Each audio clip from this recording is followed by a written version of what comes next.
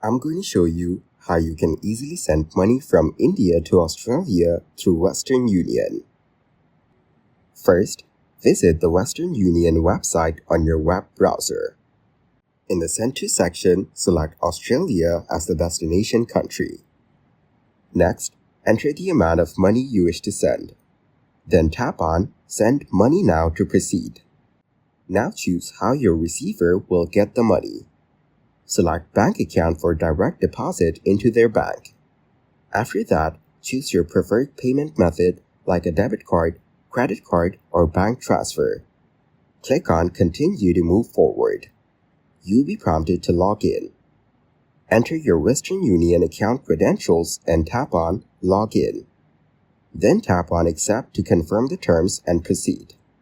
Now enter the recipient's details. Start with their first and last name as it appears on their bank account. Then input the receiver's full address, including street, city, and postal code. After that, provide the receiver's bank account details, such as the account number and bank name. Double-check all the information displayed on the screen.